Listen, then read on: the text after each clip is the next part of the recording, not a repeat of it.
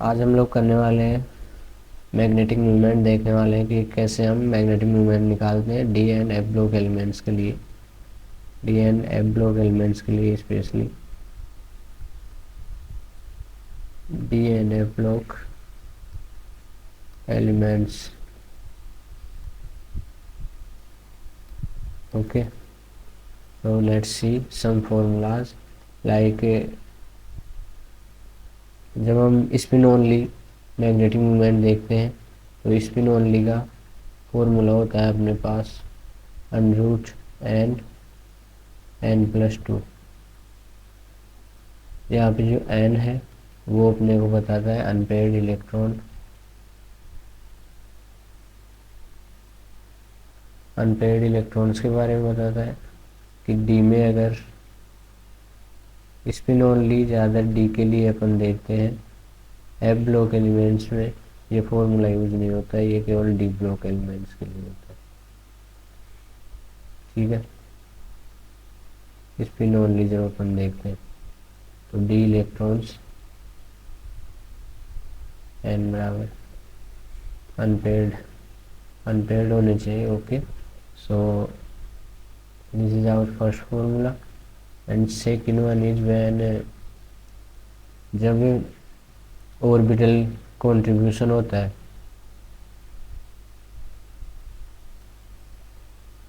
Orbital and spin दोनों का contribution होता है मैग्नेटिक मूवमेंट में, तो अपन ये फॉर्मूला यूज करते हैं। फॉर्मूला है mu is equal to mu effective, जिसे हम कहते हैं mu effective is equal to √n+2 plus इसमें क्या आ जाएगा l+1। ये जो है ऑर्बिटल कंट्रीब्यूशन होता है, ऑर्बिटल कंट्रीब्यूशन। और ये ऑर्बिटल कंट्रीब्यूशन अपन कब देखते हैं,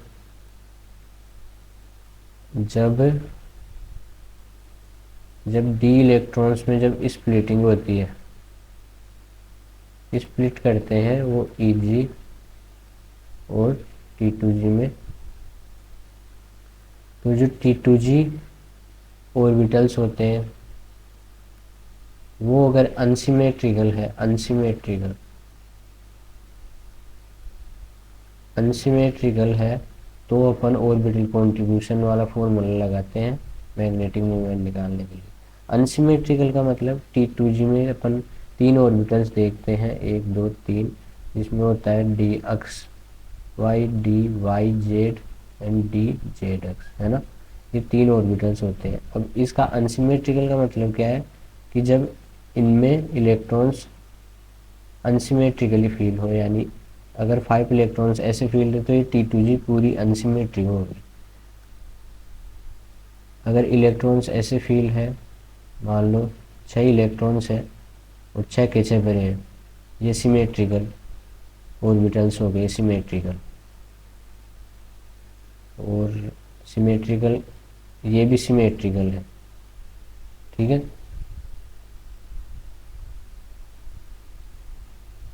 ये हो गया अनसिमेट्रिकल, क्योंकि इसमें 3 इलेक्ट्रॉन्स भरे जाने थे, 3 या 6 सिमेट्रिकल होते हैं, बट 2 ही है, तो ये T2g अनसिमेट्रिकल हो गया।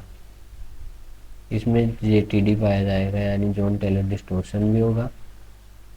इनमें जॉन टेलर डिस्टॉर्शन नहीं होगा, इन दोनों में, ठीक है। इसमें भी जॉन टेलर डिस्टॉर्शन होगा, JTD प्रेजेंट है। तो इस तरह से अपन देखते हैं कि म्यू इफेक्टिव जब अपन निकालते हैं डी ऑर्बिटल्स के लिए, तो ऑर्बिटल कंट्रीब्यूशन तब होता है जब अपना T2g ऑर्बिटल जो है अनसिमेट्रिकल होता है, ठीक है। इस तरह से अपन ये देखते हैं म्यू इफेक्टिव। यहाँ पे L क्या है, वही अपना जो ML वैल्यूज निकालते हैं अपन। L क्या है, azimuthal quantum number, sorry azimuthal quantum number नहीं है, ये L है अपना टोटल ML वैल्यूज,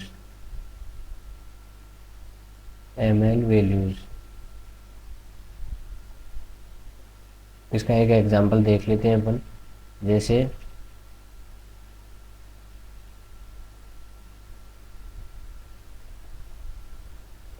एक एग्जांपल देख लेते हैं, जैसे कि डी में 5 इलेक्ट्रॉन्स है,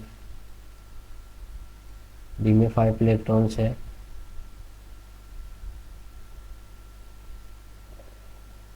1 2 3 4 5। ओके, ये सिमेट्रिकली फील्ड है ना। तो इसमें 5 अनपेयर्ड इलेक्ट्रॉन है। अगर इस तरह से वो अगर अपने को फील्ड्स नहीं दे रखी हो, यानी जो स्प्लिटिंग ना हो रही हो, अगर सिंपली डीकॉन्फिगरेशन ऐसे दे रखा हो, या फिर अगर अपने को कोऑर्डिनेशन कंपाउंड दे रखा है किसी में, मान लो FeCN6 है,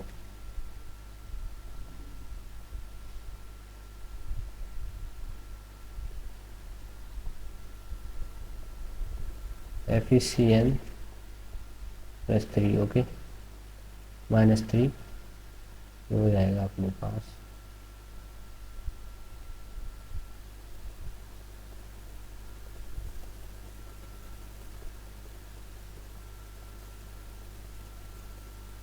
-4, ओके। तो ये यहाँ पे हो गया Fe+2 के रूप में। और ये क्या है, स्ट्रॉन्ग फील्ड है, स्ट्रॉन्ग फील्ड है, तो यहाँ पे इलेक्ट्रॉन्स की पेयरिंग हो जाएगी। फिर भी क्या है, T2G एंड ये EG में स्प्लिट होगा। इसका तो सिंपल सा अपन म्यू स्पिन ओनली निकालते हैं। अगर ऐसे अपने को केवल डी कॉन्फ़िगरेशन दे रखी हो तो मैग्नेटिक मूवमेंट ऐसे निकलेगा, n बराबर क्या है 5 अनपेयर्ड इलेक्ट्रॉन, ठीक है। अगर अपने को किसी कोऑर्डिनेशन कंपाउंड में दे रखा हो और फील्ड्स भी दे रखी हो कि स्ट्रॉन्ग है वीक है, उसके अकॉर्डिंग अपन इनकी स्प्लिटिंग कराते हैं। और T2G अगर अनसिमेट्रिकल है, अनसिमेट्रिकल मान लो इसमें इलेक्ट्रॉन्स अपन ने भर दिए, इसमें Fe+2 है, तो Fe+2 में अपना क्या आता है D6, स्ट्रॉन्ग फील्ड है, D6 में तो अपना सिमेट्रिकल हो जाएगा। ये अगर T2G सिमेट्रिकल है, T2G अपना सिमेट्रिकल है, तो यहाँ पे अपनी म्यू इफेक्टिव केवल स्पिन ओनली के बराबर होगा, ठीक है। अगर T2G अनसिमेट्रिकल होता है, यानी यहाँ पे अपना Fe+2+3 होता है, Fe+3 यानी ये कंपाउंड होता है अपने पास -3, ठीक है। ये होता है अपने पास ऐसा एक कंपाउंड जिसमें ये कंपाउंड, ठीक है, जिसमें Fe+3 के रूप में है, तो D5 हो जाएगा यहाँ पे। और D5 का इलेक्ट्रॉनिक कॉन्फ़िगरेशन जो अपना होगा वो ये हो जाएगा, ठीक है। इस तरह से T2G अब की बार क्या होगी, ये T2G हो गई अनसिमेट्रिकल, अनसिमेट्रिकल, ठीक है। T2G अपनी अनसिमेट्रिकल हो गई। जब T2G अनसिमेट्रिकल होती है तो अपना म्यू इफेक्टिव बराबर होता है इस वाले फॉर्मूले के जो अपन ऊपर देखा था अभी, वो होता है √n n+2 प्लस l+1, ठीक है, इस फॉर्मूले के बराबर होता है। यहाँ पे एक बार अब n की वैल्यू तो क्या होगी, 1 अनपेयर्ड इलेक्ट्रॉन है, और l की वैल्यू क्या होगी +2 +1 0 -2 -1। इस तरह से ये ml value, total ml values कितनी है इसकी तो 0 हो गई, इसकी 2 और 2 4, 4 इलेक्ट्रॉन्स है, इसलिए एक इलेक्ट्रॉन्स की +1 दूसरे की +1 तो 2 हो गई, इसकी 4 हो गई, तो टोटल एल वैल्यूज कितनी हो गई 4 + 2 6। तो यहाँ पे एल की वैल्यू 6 हो गई और एन की वैल्यू अपने पास हो गई 1 अनपेयर्ड इलेक्ट्रॉन। तो ये म्यू इफेक्टिव है, इस तरह से निकलेगा अपना, ठीक है। और अगर अपन देखें डी ब्लॉक एलिमेंट्स के लिए, डी ब्लॉक एलिमेंट्स के लिए अपना पास एफ ब्लॉक एलिमेंट्स के लिए एफ ब्लॉक एलिमेंट्स के लिए अपने पास फॉर्मूला होता है कुछ इस तरह से, mu is equal to g under root J plus one. ठीक है, इस तरह से ये फॉर्मूला होता है अपने पास। इसमें जे क्या है अपना spin orbit coupling, spin orbit coupling. ठीक है, स्पिन ऑर्बिट कपलिंग जिसकी वैल्यू अपन निकालते हैं j is equal to l minus s और एल प्लस एस। ठीक है, जो अपने ग्राउंड स्टेट टर्म में भी निकाला था। ठीक है, और ये जी क्या है यहाँ पे, जी फैक्टर है, ये जी फैक्टर, और इसका फॉर्मूला होता है g is equal to 3/2 minus s plus one minus, नहीं यहाँ पे प्लस आएगा, एल प्लस वन बटे में अपना क्या हो जाएगा 2जे प्लस वन। ओके, इस तरह से ये जी का फॉर्मूला है, जी अपन इस तरह से निकाल दें।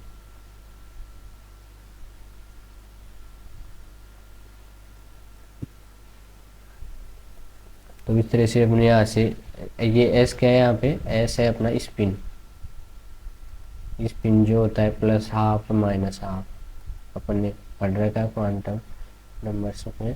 ठीक है, तो इस तरह से अपन एफ ब्लॉक एलिमेंट्स के लिए मैग्नेटिक मोमेंट निकालते हैं इस फॉर्मूले से। और इसके अलावा जो अपन ने देखे सारे फॉर्मूले से याद रखना। और अपना है एक फॉर्मूला और है इसका मैग्नेटिक मोमेंट निकालने का डी ब्लॉक के लिए, जिसमें अगर स्पिन ऑर्बिट कपलिंग दे रखी हो अपने को, स्पिन ऑर्बिट कपलिंग हो रही हो in d block elements, d elements, तो उसमें अपना जो फॉर्मूला है म्यू इफेक्टिव का वो होता है mu spin only bracket 1 minus alpha lambda upon del ऑक्टाइडल।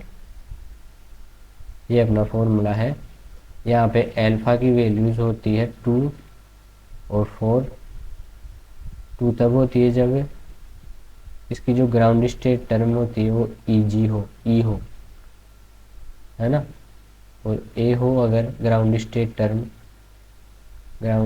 Term किसी भी, ये कोऑर्डिनेशन कंपाउंड्स में आता है ये फॉर्मूला, कोऑर्डिनेशन कंपाउंड्स के लिए यूज होता है। ठीक है,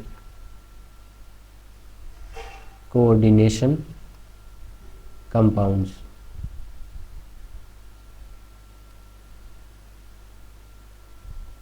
ठीक है, केवल कोऑर्डिनेशन कंपाउंड्स के लिए ये अपन यूज करते हैं ये वाला फॉर्मूला। और इसमें अल्फा अपन ने बता दिया कि ई अगर ग्राउंड स्टेट टर्म हो तो 2 यूज करते हैं अल्फा की वैल्यू, और ए अगर टर्म हो तो 4 यूज करते हैं अल्फा की वैल्यू। अल्फा एक कांस्टेंट है। यहाँ पे लैम्डा क्या है, लैम्डा प्लस और माइनस में हो सकता है। लैम्डा अपनी वेवलेंथ है ना, वेवलेंथ जो अपने क्वेश्चन में दिया होगा। यहाँ पे डेल ऑक्टाइडल क्या है, सी एफ है, सी जो वैल्यूज निकालते हैं अपन, क्रिस्टल फील्ड स्प्लिटिंग है ये, सॉरी क्रिस्टल फील्ड स्प्लिटिंग, ये अपनी crystal field splitting.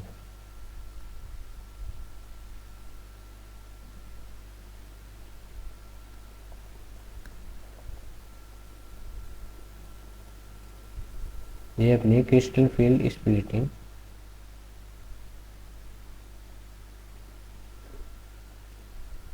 Crystal field splitting, crystal field splitting है डेल ऑक्टाइडल। तो इस फॉर्मूले से अपना आ जाएगा म्यू इफेक्टिव। तो धन्यवाद गाइस, मिलते हैं नेक्स्ट वीडियो में। वीडियो अच्छा लगा हो तो लाइक शेयर सब्सक्राइब कर देना, और जो भी प्रॉब्लम्स हो कमेंट्स में बताएं और सोल्व करते हैं अपन। मेरा टेलीग्राम की लिंक मैं डिस्क्रिप्शन में दे दूंगा, तो टेलीग्राम ग्रुप ज्वाइन कर लेना। ठीक है, क्वेश्चन सोल्व करेंगे अपन नेट से रिलेटेड, गेट एग्जाम से रिलेटेड। ठीक है, धन्यवाद।